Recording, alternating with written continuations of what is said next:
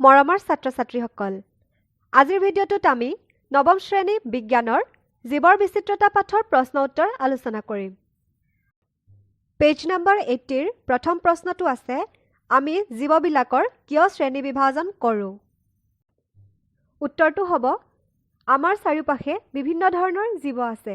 প্ৰত্যেকটো জীৱই ইটোৰ লগত সিটোৰ কম বেছি পৰিমাণে পাৰ্থক্য থাকে।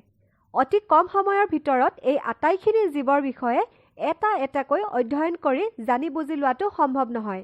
সেয়েহে জীৱসমূহৰ অধ্যয়নৰ সুবিধাৰ বাবে আমি জীৱবিলাকৰ শ্ৰেণী বিভাজন কৰোঁ। 2 নম্বৰ প্ৰশ্নটো আছে, তোমাৰ চাৰিওপাশে থকা বিভিন্ন জীৱবিলাকৰ মাজত দেখা পোৱা পাৰ্থক্যবিলাকৰ 3টা উদাহৰণ দিয়া। উত্তৰটো আমি লিখিম, আমাৰ চাৰিওপাশে থকা বিভিন্ন জীৱবিলাকৰ মাজত দেখা পোৱা পাৰ্থক্যবিলাকৰ উদাহৰণ হৈছে, প্ৰথমে যদি আমি জীৱৰ আকাৰ বা আকৃতি চাওঁ, বেক্টেৰিয়াৰ আকাৰ মাত্ৰ কেই মাইক্ৰ মিলিমিটাৰ, আনহাতে নীলতিমিৰ আকাৰ 30 মিটাৰ।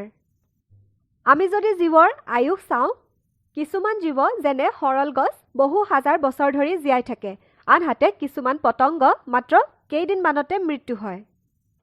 এইটো হৈছে আমি জীৱৰ মাজত দেখা পোৱা এটা পাৰ্থক্য। আৰু এটা পাৰ্থক্য হৈছে, কিছুমান জীৱৰ কোনো বৰণ নাথাকে বা বৰণহীন, আনহাতে কিছুমান বাৰে বৰণীয়া জীৱও পোৱা যায়, যেনে চৰাই, ফুল ইত্যাদি। প্ৰশ্নাৱলী পৃষ্ঠা নম্বৰ 82 ৰ প্ৰথম প্ৰশ্নটো আছে, জীৱজগতৰ শ্ৰেণী বিভাজন কৰোঁতে কোনটো চৰিত্ৰগত বৈশিষ্ট্যক বেছি গুৰুত্বপূৰ্ণ বুলি বিবেচনা কৰিবা? সিহঁতে বসবাস কৰা স্থানক, সিহঁতৰ দেহ গঠনত অংশ লোৱা কোষৰ প্ৰকাৰক আৰু কিয়?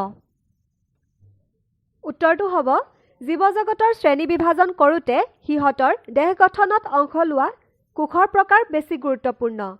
কাৰণ জীৱবোৰৰ দেহ গঠন আৰু কাৰ্যৰ একক হ'ল কোষ। একে বাসস্থানত থকা জীৱৰ মিল নাথাকিবও পাৰে, কিন্তু জীৱৰ কোষীয় চৰিত্ৰসমূহে জীৱৰ গঠন আৰু চাৰিত্ৰিক বৈশিষ্ট্য বহন কৰে। পিছৰ প্ৰশ্নটোলৈ আহিছোঁ, জীৱজগতৰ শ্ৰেণী বিভাজনত প্ৰথম পৰ্যায়ত বিবেচনা কৰা প্ৰাথমিক চৰিত্ৰগত বৈশিষ্ট্যটো কি? উত্তৰটো হ'ব, জীৱজগতৰ শ্ৰেণী বিভাজনত প্ৰথম পৰ্যায়ত বিবেচনা কৰা প্ৰাথমিক চৰিত্ৰগত বৈশিষ্ট্যটো হৈছে কোষৰ চৰিত্ৰ। অৰ্থাৎ কোষটো প্ৰকোষকেন্দ্ৰীয় নে সংকোষকেন্দ্ৰীয় সেয়া চাই জীৱবিলাকৰ শ্ৰেণী বিভাজন কৰা হয়। 3 নম্বৰত আছে, কি চৰিত্ৰগত বৈশিষ্ট্যক ভিত্তি কৰি উদ্ভিদ আৰু প্ৰাণীবিলাকক 2টা পৃথক ভাগত স্থান দিয়া হৈছে? উদ্ভিদ আৰু প্ৰাণীবিলাকক পুষ্টিৰ ওপৰত ভিত্তি কৰি 2টা পৃথক ভাগত স্থান দিয়া হৈছে।